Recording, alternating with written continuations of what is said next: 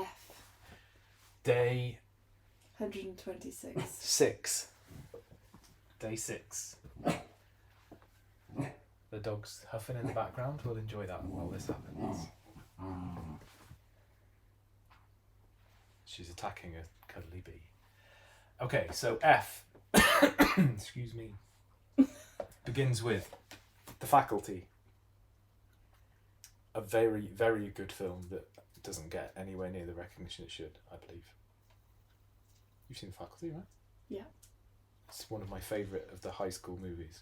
I mean, it's no Final Destination. It's, well, fair enough. I haven't got Final Destination here, but it is amazing. If I was you, I'd replace that with Final Destination. We should get Final 1 to Destination 5. as well, really, shouldn't we? Yeah. Get the box set. But I love The Faculty. After The Faculty is Francois Truffaut's Fahrenheit 451. Only very recently watched. What was your fun fact about this? I read the book. Well, that's not the fun fact. Is why I read the book recently and loved it. So I tracked down the film. Didn't realise it was Francois Truffaut until I bought it. Yeah, the fun fact was that I finished watching this when? Tuesday night? It's I all think. the same. Tuesday, and I chose to finish watching it. I'd watched the first 20 minutes. I chose to finish watching it because it was Julie Christie's birthday. It was her 80th birthday, and she's the main actress in it. Mm-hmm. And after I finished watching it, I looked on IMDb for the factoids about the film, and the final scenes, which are amazing, were filmed on Julie Christie's birthday in 1966. So I was watching those final scenes on the same day of the year that they were filmed. What's the chances? What a fact! But yeah, it's great. I don't think it's not as good as the book, but the book's great. It's slightly cheesy up until the end. The end is really well done. Next is the lovely Criterion edition of The Fantastic Mr. Fox. More Wes Anderson. It's a lovely edition, which has a feature on it that I really want to watch, which is the whole film. The whole film as storyboards and animatics, like the like before they did the proper stop motion, they did it with little skeleton figures and stuff. He's thorough, isn't Whole he? film. I really like to watch that. It's a beautiful film. It's a lovely film. Next is one of the great of the Coens, which is Fargo. Fantastic. Can't really go wrong. And the series was good too. The series was good. There's a lot of Roger Deakins films in this collection. He is a great cinematographer. That's one of the good ones. Next is probably my least favourite Stanley Kubrick film, but being a Stanley Kubrick obsessive, it remains in here, which is Fear and Desire. Never heard of it. It's the first film he made. He didn't even like it. It's there for interest, but the Blu-ray's good because it's got his short films on Day of the Fight, Flying Padre and The Seafarers, so it's got the more interesting little documentary shorts from when he was a newsman. That's not even in his collection. Oh, he wouldn't have had Fear and Desire in his collection. Didn't like it. Then we've got Fear and Loathing in Las Vegas, and we've got both the nice Arrow edition that came out reasonably recently, and we've got the Criterion DVD because it comes in a lovely box and has got extras on that are not on the Arrow one. I think it's got different commentaries and stuff, and I love a commentary. Then we've got the thing that I had first on the first DVD I ever bought, but now the Blu-ray is here, Fight Club, which is a film I still love. Something about Fight Club. It's great. Then we've got a steelbook of First Blood, the first Rambo film. I don't really like Rambo 2, 3 or the new ones, but I love the first one. Vietnam vet coming back, getting bullied by all he wants to do is find somewhere nice to settle. The locals won't have it. It's great. First Man, next, which was phenomenal when we showed it in the cinema, and I have seen it since, and it's great. And this is one of the films where I've bought extra speakers for downstairs because I want to watch it in Dolby Atmos, because I think the sounds of the rockets and stuff is going to be pretty amazing. Next comes Andrea Arnold's Fish Tank. Seen Fish Tank? Yeah, I think so. Loved it. I haven't seen it since I watched it at the cinema, but I loved it. The Katie, whatever her name is, Katie Jarvis, the actor, the girl in it, was amazing. It's good. Then finally, after a long wait, one of my very favourites of all time in a lovely limited edition box is Flight of the Navigator, which is another of the films that if it was on the telly I'd watch it at any point, I think. Very big memories of going to see this at the cinema in Malvern, walking over the Malvern Hills to get to the cinema, watching Flight of the Navigator, and then walking back over the Malvern Hills and wishing that I could fall into a ditch and be picked up by a silver spaceship. All the way home. Okay. It's one of those films. Seminal to my film watching. I think I just wanted the little pet. Well, that's fair enough. So I was 9 when it came out, and it's all I wanted was to be taken by aliens. Not much has changed. Then the Florida Project, which was one of my favourite films of the year. Was it year before last? Yeah, 2017. It's wonderful. Yeah. Great kid performances, magical, gritty, beautifully filmed, wonderful final scene. Yeah. It's amazing, isn't it? Yeah. What a film. Then we've got a Cronenberg in the shape of The Fly. Mm-hmm. The Fly. Great. Love it. I do want to replace this with the American Fly box set though. That's Fly, Fly 2, and then the ones from the 50s as well. It's a lovely box set. Click, click. Yeah, I love The Fly. I love a lot of Cronenberg films. Body horror. Yeah. Can't get enough of that shit. That's Jeff. Next up, another Steelbook. It's the first film that we screened at Penarth Pier Pavilion at Halloween 3 years ago. It was actually foggy. Yeah, which is The Fog. Yeah. John Carpenter's The Fog. A film I hadn't seen probably until about 5 years ago, and now I love it.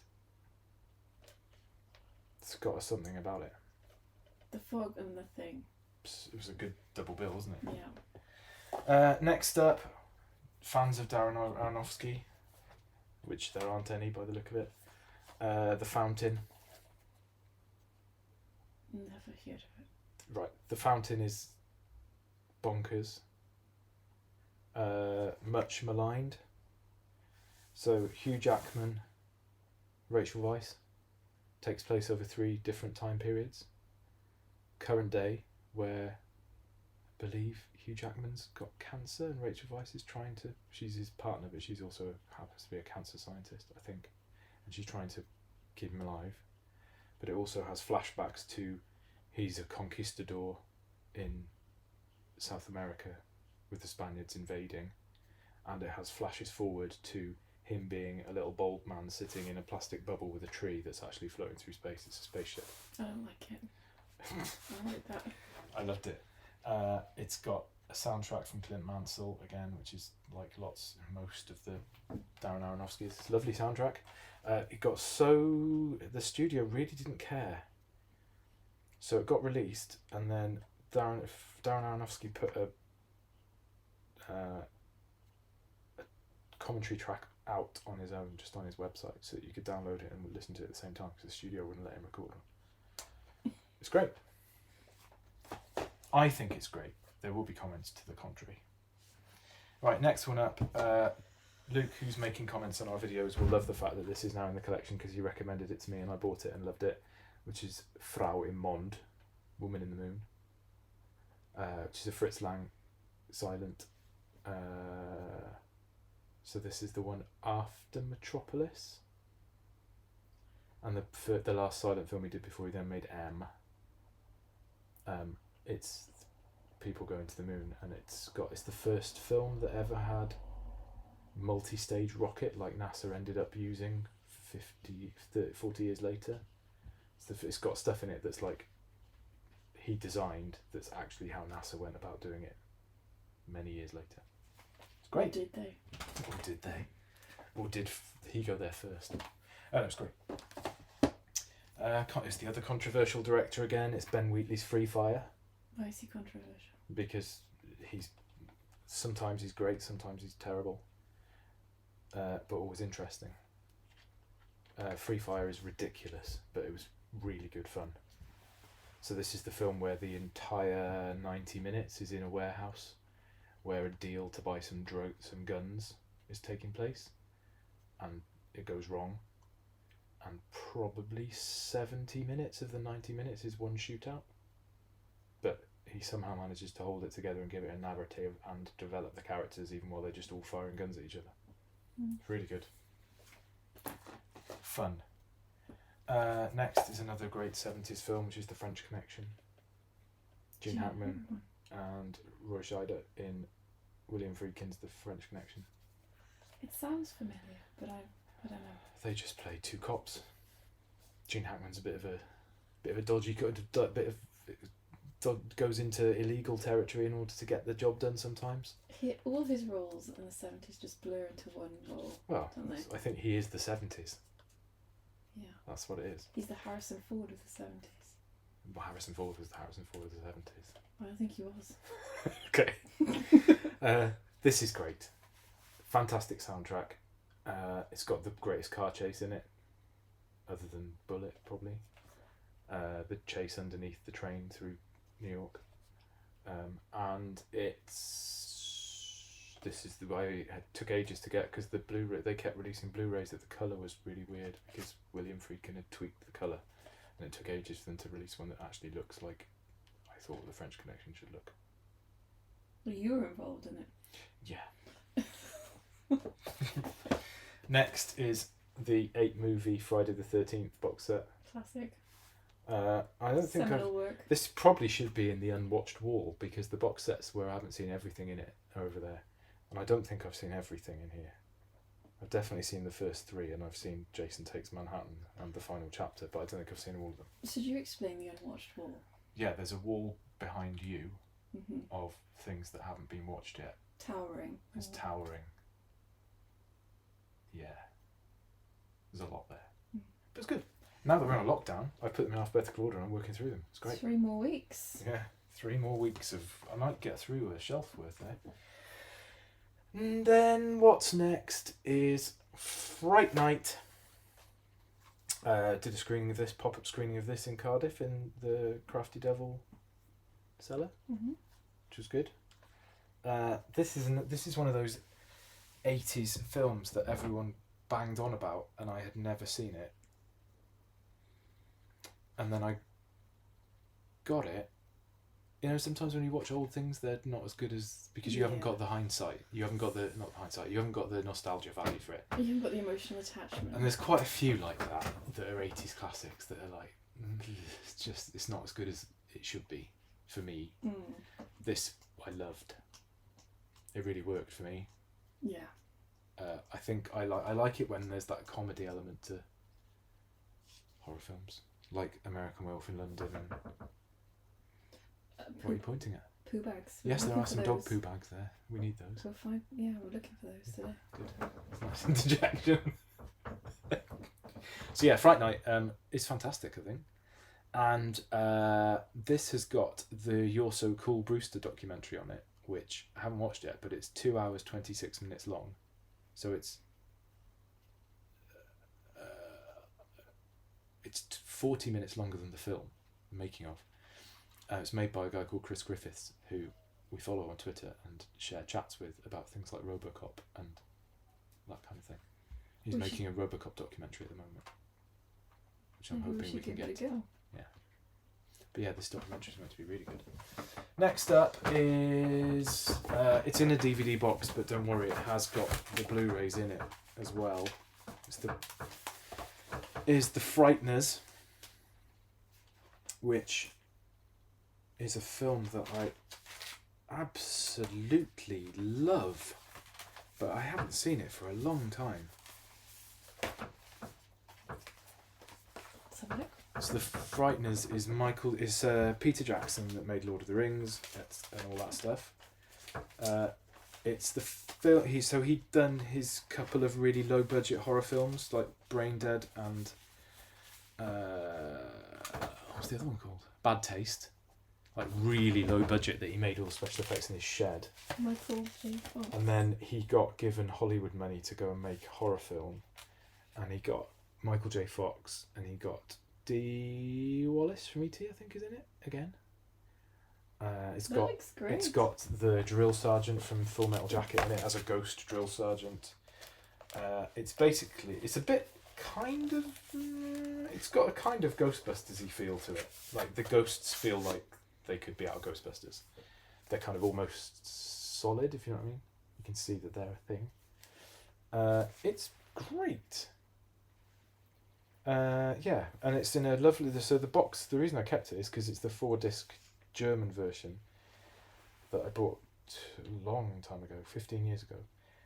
That's got loads of extras on that aren't on the British Blu-ray. So a keeper. And then last in the F section is another film that I love, which is From Dusk Till Dawn, which hasn't been upgraded to Blu-ray yet and needs to be, but I need to find a version that's got the documentary with it, Full Tilt Boogie, which is another great feature-length making of documentary. So I remember going to see this at the cinema as well, in pre-internet days. Well, not pre-internet, but pre-me having the internet. And knowing that there was something twisty about it, but not knowing what the twist was. And it was quite an experience in the cinema when the twist kicks in. What a wild ride From Dusk Till Dawn is. It's a great film. What a sales pitch. Well, it's fantastic. I haven't seen it for a long time though. I hope it still stands up.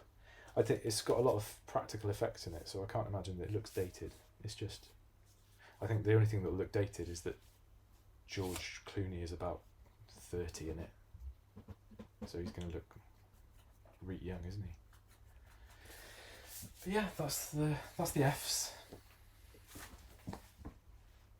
Only two and a bit shelves of Fs. Okay, so which 3 are you taking with you?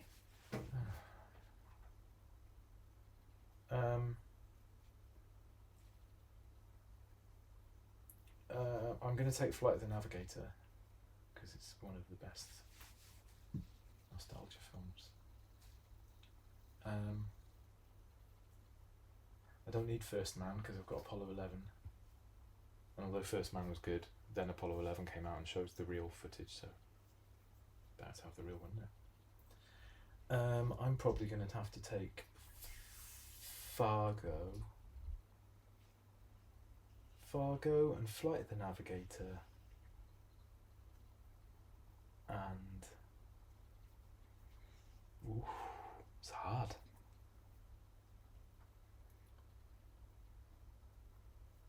What am I going to watch on a desert island and not get annoyed with? Fargo would work like that. Flight of the Navigator would work like that. I loved The Fog, but I don't know that I could watch it 300 times for the rest of my life. Probably going to have to be Fight Club. Beyonce. I mean, if I'm on a desert island on my own, then Fight Club might be a bit dangerous because I might start to imagine that I've got a Tyler Durden character with me. That'll be fun. Yeah, but then what happens when you watch the film?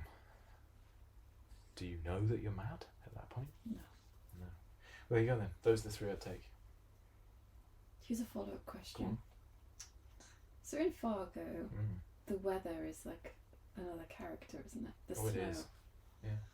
What are your favourite films where the weather or the climate plays a strong part? Okay. I'm looking at one right now that I'm not going to talk about until we get to S, which is Seven Samurai, where the rain is a big part.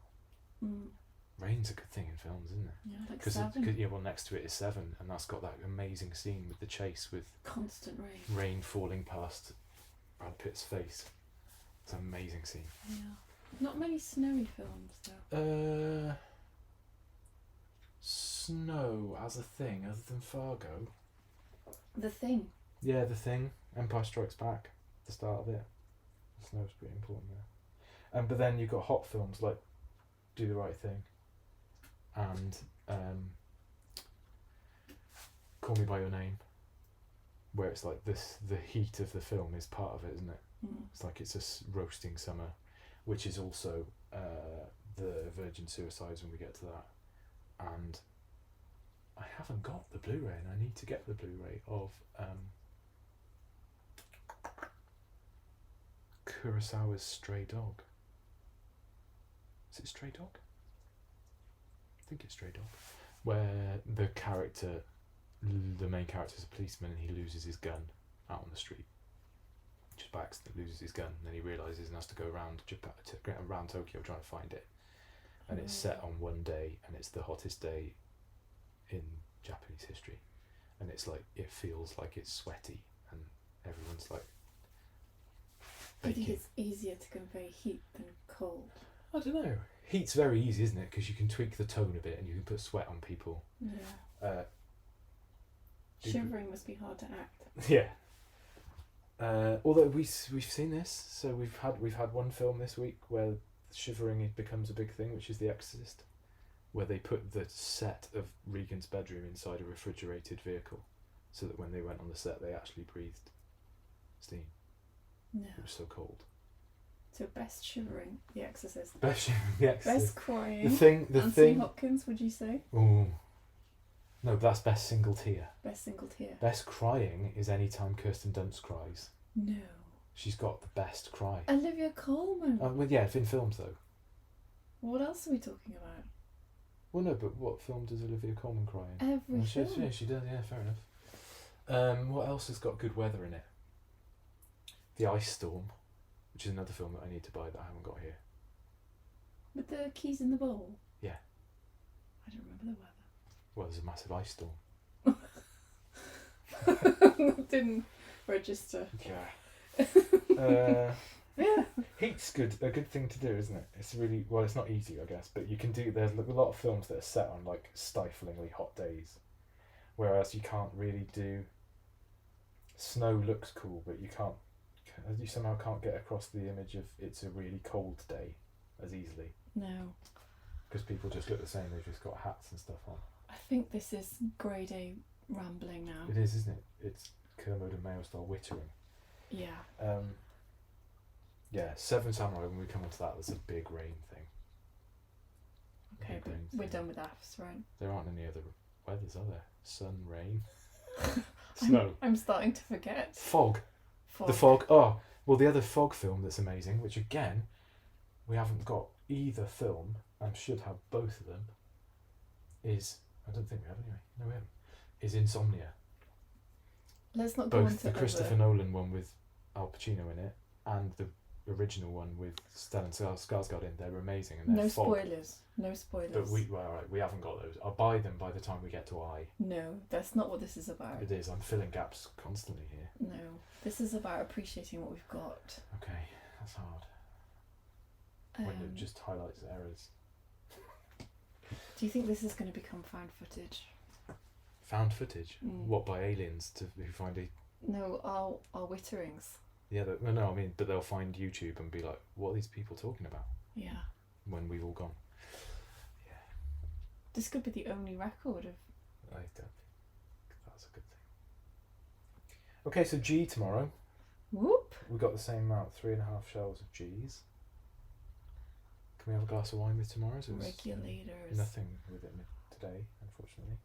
No, 'cause we're taking a break today. Yeah. Yep.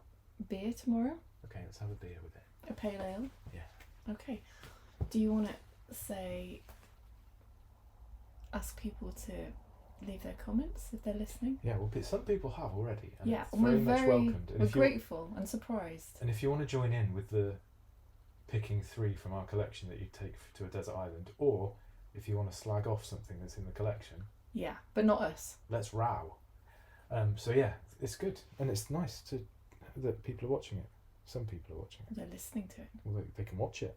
They can watch it. Yeah, it's got a little video of the sleeves, so you can see what's being talked about. Oh. Yeah, check it out. Yeah, so You yeah, can see that I'm not watching it. we're talking Squitter now, so let's stop. Okay. Thanks, G Ben. tomorrow. Thanks, Nick. Comprehensive. Yeah, comprehensive weather. Oh, Waking Fright. That's another good one about heat. Laters. Bye.